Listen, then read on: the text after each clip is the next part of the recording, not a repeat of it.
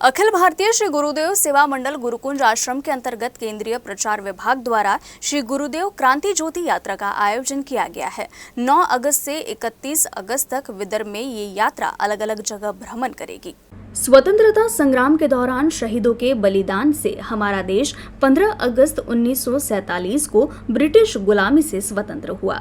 पूज्य राष्ट्र संत श्री तुकडोजी महाराज इस स्वतंत्र संग्राम में सक्रिय रूप से शामिल रहे, लेकिन देश की आजादी की लड़ाई में इसका इतिहास में कोई जिक्र नहीं मिलता।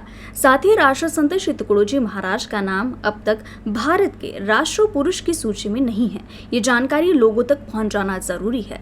वर्तमान समय में पूरे देश में जो माहौल है वो शहीदों से प्रेरणा लेने के लिए प्रेरित करते हैं, लेकिन अफसोस के देशवासी इस शहीद के बलिदान को भूल चुके हैं। ये बात बड़े अफसोस के साथ कहनी पड़ रही है। इसलिए श्री गुरुदेव क्रांति यात्रा पूरे विदर्भ में राष्ट्रीय विचारों का प्रचार प्रसार करने जा रही है, जिसका उद्देश्य लोगों को शहीदों के त्याग और बलिदान से अवगत कराना और लोगों के मन में राष्ट्रीय भावना जागृत करना है। इसी उद्देश्य से गुरुकुंज मोजरे से ये यात्रा निकाली गई। पूजन महासमाधि के संस्था के सर्वाधिकारी लक्ष्मण गमे, उपसभाधिकारी दामोदर पाटिल गुरुजी, विलासराव साबले महाराज, रूपलाल कावले, नीलकंठ हल्दे महाराज, सुभाषराव सोनारे समेत बड़ी संख्या में गुरु भक्त उपस्थित थे।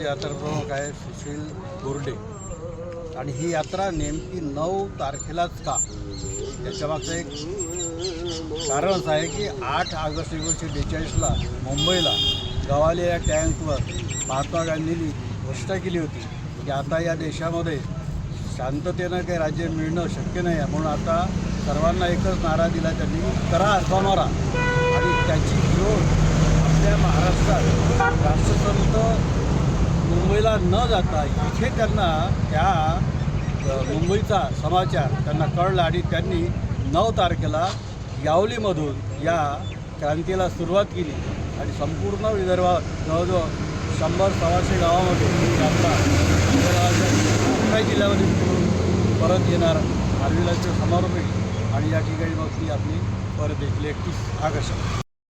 स्वातंत्र्याच्या इतिहासामध्ये राष्ट्रसंत तुकडोजी महाराजांनी स्वतंत्र योद्धा म्हणून फार मोठी कामगिरी केली। त्या काळात राष्ट्रपिता महात्मा गांधी यांच्या नेतृत्वामध्ये त्यांनी भारतभर आंदोलनं केली। 1942, 1939, त्याच्यानंतर 1947 अशा अनेक प्रकारच्या आंदोलनामध्ये राष्ट्रसंतांचा सक्रिय सहभाग होता आणि त्यांचं जे भजन होतं, अब काय को धूम मचाते हो तुकवा करो भारत सारे, या भजनाने क्रांती केली आणि चिमूरला 1942 साली तिरंगा फडकवण्यात आला।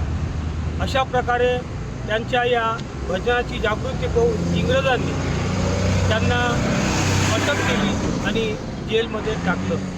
अशा ह्या राष्ट्रसंत तुकडोजी महाराजांच्या स्वातंत्र्य संग्रामाचे विचार संपूर्ण देशभर पोहोचावेत या दृष्टीनं ही क्रांती ज्योत यात्रा गेल्या 10 वर्षापासून काढण्यात येत आहे।